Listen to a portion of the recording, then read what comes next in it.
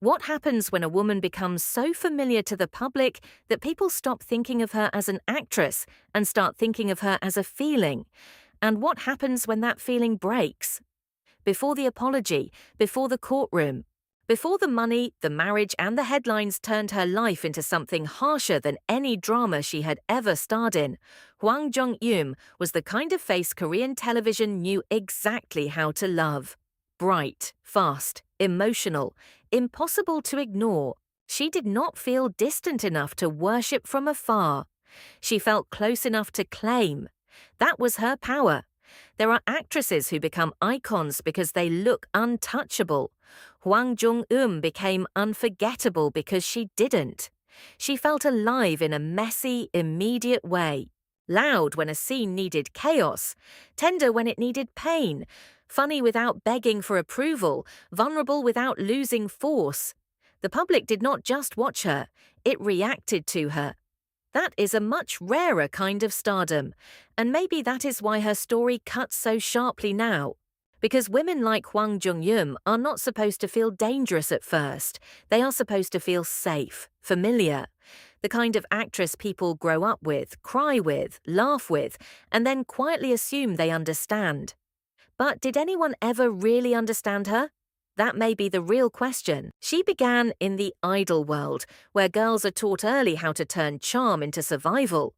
But what made her different was that she did not stay trapped there. She moved, shifted, rebuilt.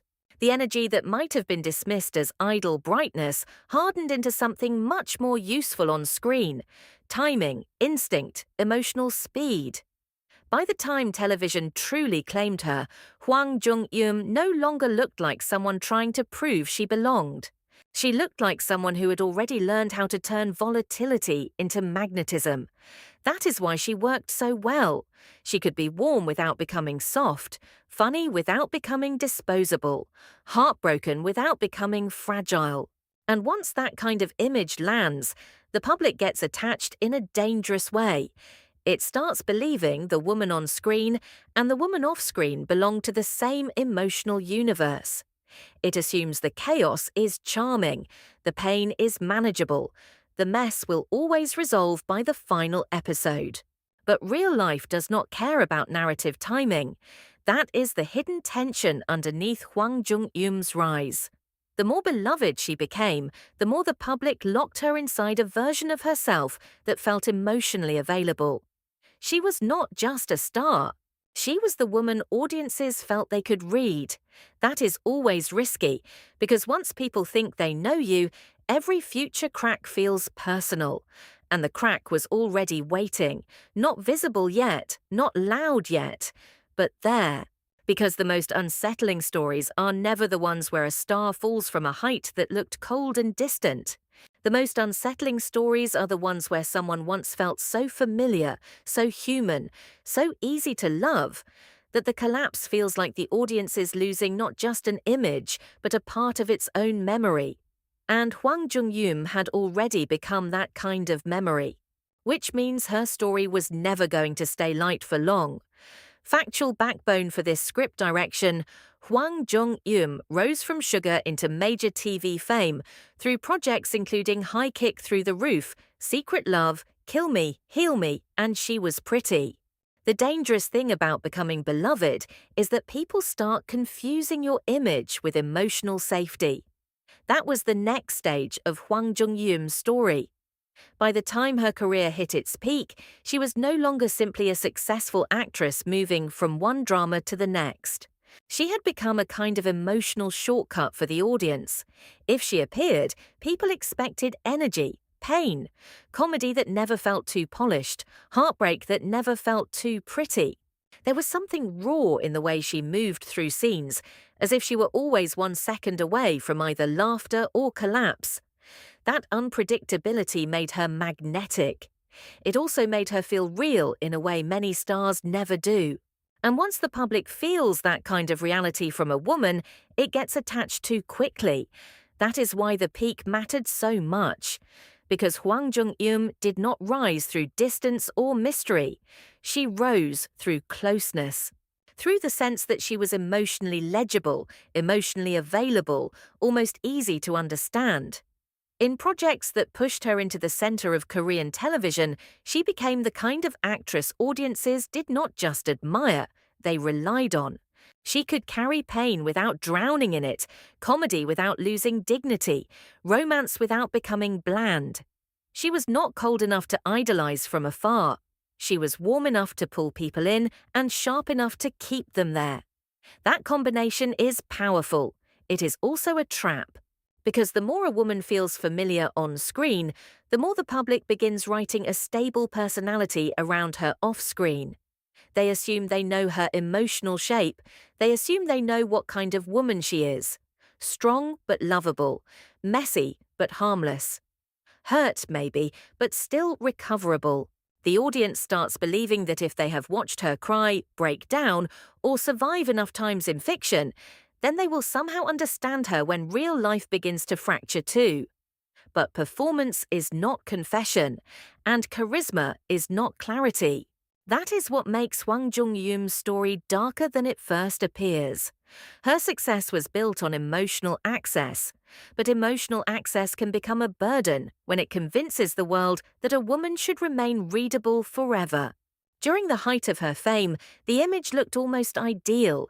Hit dramas, commercial appeal, recognizability, a face people trusted. She felt embedded in the rhythm of mainstream Korean entertainment, not as a distant queen, but as someone audiences could return to whenever they wanted laughter, intensity, or feeling, with a little edge still left in it. So the question becomes, what happens when a woman like that stops being easy to read? What happens when the same public that once loved her chaos on screen begins to realize the chaos off screen is not scripted, not charming, and not neatly fixable by the end of an episode? That is where the story starts changing, because the peak of Hwang Jung-eum's fame was not only the height of affection, it was also the moment the risk became invisible. The brighter the image looked, the harder it would be for people to accept what came later. The more familiar she became, the more the audience mistook familiarity for understanding. And that misunderstanding would make every future crack feel louder. Because when a woman once felt this easy to love, the public never sees the fall as just scandal. It sees it as betrayal of the version it had already built in its own mind. Nen factual kua joan nai bam tren giai joan jin kao truyen, hin kua Hwang Jung-eum voikach mokn hu kill me, heal me va she was pretty. Then the chaos stopped looking charming. It stopped looking like the kind of emotional mess audiences forgive in a woman they once loved on screen. It stopped feeling like drama. It started feeling like damage. And that is when Hwang Jung-eum's story became harder to look at honestly. Because the public can survive watching a beloved actress age. It can survive watching her disappear for a while.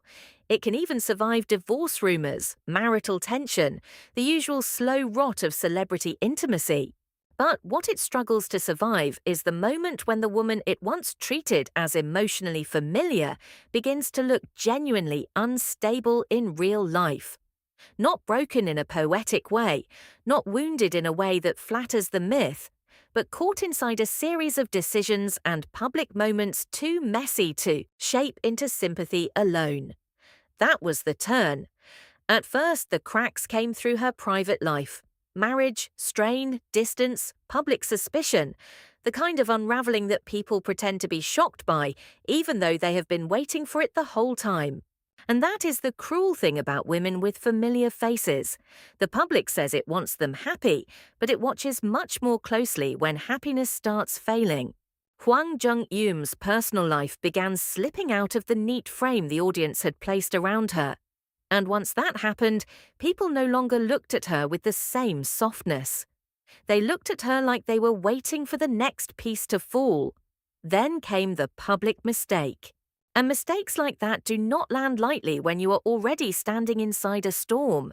Her accusation, the backlash, the correction, the apology, all of it exposed something much uglier than one bad post or one emotional misfire.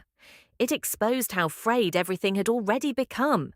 Because by then, the public was no longer seeing Hwang Jung-eum as the warm, messy, lovable woman from television. It was watching someone who seemed cornered by her own life, someone moving too quickly inside pain to remain fully in control of how that pain spilled outward. And just when that already felt like enough damage, the money story arrived. That is the chapter that changes the mood completely. Because romantic chaos still leaves room for pity, financial scandal does not. Once reports tied her name to money from her own company and crypto investment, the emotional texture around her shifted instantly. This was no longer about heartbreak, bad judgment in love, or the kind of personal turmoil audiences can half forgive because it feels human. Money makes everything colder. It strips away the old sentiment and replaces it with suspicion. Suddenly, the woman people once saw as vivid and emotionally raw started looking dangerous in a different way. Not because she had become evil, not because the public fully stopped recognizing her, but because the familiar image no longer offered comfort. That is what makes this stage of her story so brutal. Everything that once made Hwang Jung-eum easy to love now made the collapse feel louder. The visibility, the warmth, the recognizability. The years of emotional closeness audiences projected onto her. When someone that familiar falls into public disorder, the audience does not react like it would to a distant star. It reacts like something intimate has curdled. And maybe that is the darkest point in her story, not when the headlines got worse, but when the public stopped seeing chaos as something she could survive charmingly, and started seeing it as the shape of her life itself. What makes Hwang Jung-eum's story so difficult to reduce is that she was never the kind of star people kept at a distance. She was too familiar for that, too emotionally available, too woven into the texture of ordinary K-drama life. People did not just remember her roles. They remembered how she made them feel: restless, comforted, entertained, seen. She belonged to that rare category of celebrity who does not seem to float above the audience, but move somewhere beside it, close enough to be loved without effort, close enough to be mistaken for someone understandable. And maybe that is why the damage feels deeper now. Because when a public figure has always felt this recognizable, scandal does not arrive as simple scandal. It arrives like a rupture in memory. The audience does not just watch a name in trouble. It watches a familiar face become harder to defend, harder to explain, harder to hold inside the version it once built with such confidence. The woman who had once seemed chaotic in a lovable way, vivid in a watchable way, wounded in a dramatic way, had become tangled in something colder than heartbreak and harsher than image fatigue. By then, too much had happened for anyone to keep pretending it was only a rough season. That is the real ending. Not the courtroom alone, not the apology alone, not the divorce alone.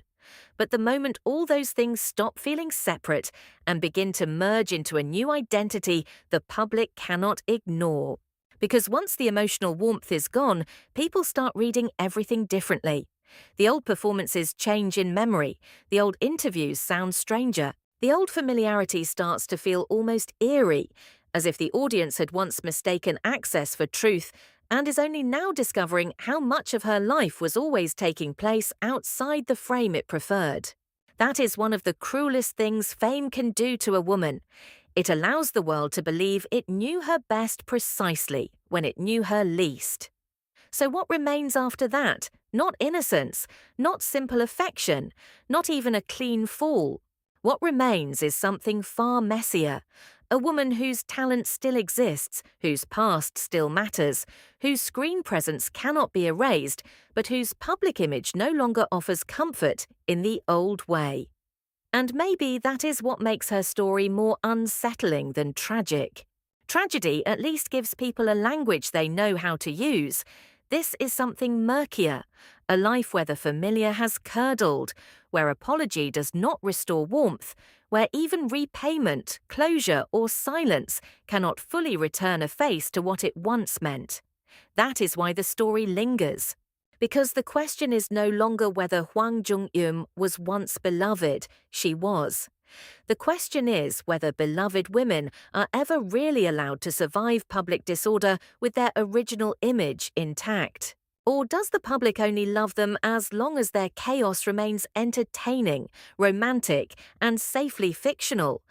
What happens when the mess stops being charming enough to consume and starts looking like the shape of real consequences? Maybe that is the hardest truth buried inside her story. She did not become unrecognizable overnight. She became recognizable in a new, colder way. Not as the woman viewers once turned to for laughter and heartbreak packaged beautifully inside a script, but as someone whose life moved beyond what scripts know how to repair. And that shift may be irreversible. Audiences might return, curiosity might return, work might return. But some kinds of ease do not. So no, this is not the story of a queen who simply fell. It is the story of what happens when a woman built on familiarity loses the emotional protection familiarity once gave her. And maybe that is why Hwang Jung-eum still feels haunting, not because the world stopped knowing who she was, but because it realized too late that it had only ever loved the version of her that felt easiest to keep.